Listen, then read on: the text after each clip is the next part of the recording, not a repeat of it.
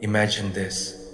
It's midnight in Hollow Creek, a village so quiet you can hear the river breathe, the kind of silence that makes every sound sharper, the crunch of boots on gravel, the creak of a fence post in the wind, the slow beating of your own heart after a long day's work. You've been in the fields since dawn. Your hands ache, your back burns, all you want is rest. But then your cousin appears at your door, your favorite cousin. He's grinning, lantern in hand. Let's go fishing, Henry. Just you and me, one last moonlit adventure before the river freezes. You're tired, too tired, but family is family, and family you don't say no to. So, you grab your coat.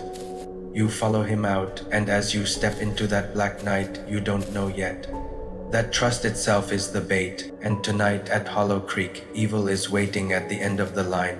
Hollow Creek was a place where life moved slow, predictable, and steady. Families worked the fields, women traded in the market, children ran barefoot by the stream. Henry Miller was a man of few words. He lived by routine, a hard worker who found comfort in silence. His wife Lily kept the home, a woman whose quiet nature masked something uncanny, a way of sensing storms before they broke.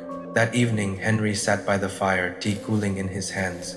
The day had drained him, and he thought of nothing but rest. That's when cousin Jack came bursting in, younger, wilder, grin stretched wide. Jack always carried mischief in his eyes, and that night was no different. Let's go fishing before the freeze, he said. One more story for the grandkids. Henry laughed him off. My arms ache, Jack, let me be. But Jack pressed harder. Come on, cousin, don't make me go alone. Henry gave in. He always did. And though Lily said nothing, her frown lingered as she cleared the dishes. Before Henry left, she told him softly, if Jack calls again and you've fallen asleep, I'll wake you. Her words carried more weight than she let show. It was late when Jack returned, lantern swaying in the dark. Together they crossed the fields. Stars glimmered sharp above, but the deeper they walked, the quieter the world became. At first it felt familiar to cousins teasing, retelling old stories, bragging about fish caught long ago. But Jack's laughter faltered, too loud, then too soft. Something about it didn't sit right. The smell of the river carried in the air, damp and earthy, but underneath it, Henry caught something metallic, faint but wrong.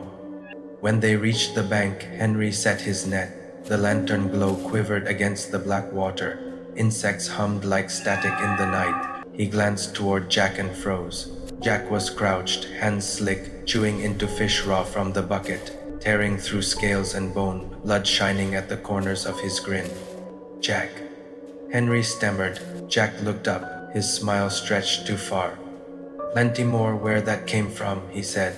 Henry's hands trembled. He forced a laugh, but the sound felt hollow, slipping into the mist. The fishing went on in silence. Henry's chest tightened with every cast. Jack's movements grew strange, jerky, his voice deepening as though it no longer belonged to him.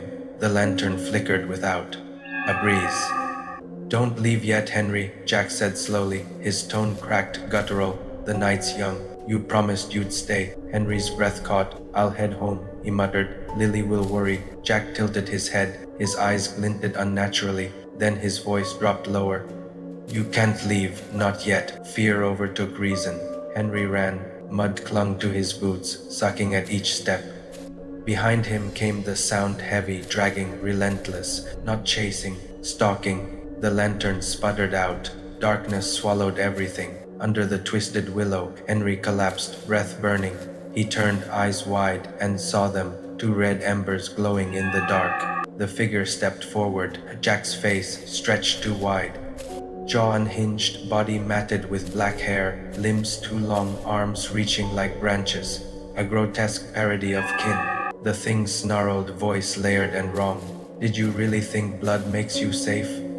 A long arm lashed out, striking Henry's chest. Pain tore through him. The world spun black. Dawn came. Lily found Henry sprawled in the garden, pale and trembling, shirt torn across a jagged bruise. And beside him stood Jack, the real Jack, his face drained of color. I dreamed you needed me, Jack whispered. I dreamed something had you. When I woke, I had to come. Henry told them everything, the fishing, the eyes, the voice. A village elder came, scattering salt, burning incense, muttering prayers, but the shadow lingered. Henry never went to the river again. He never left home after dark. The scar across his chest never faded. Whispers spread. Some said exhaustion made him see things. Others whispered of shapeshifters in the river, spirits that wear familiar faces to lure you close. Parents began warning their children, never answer a voice at night, not even one you love. Years later, Henry, gray and frail, told his grandchildren the same.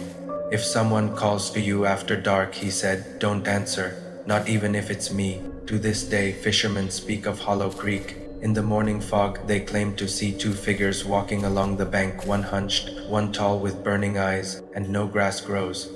Where Henry was found that night. So what do you think? Was it a spirit, a shapeshifter, or something older than memory itself? Have you ever felt that chill when someone you know suddenly doesn't feel quite like themselves? Tell me your story in the comments. I'd love to hear your theory.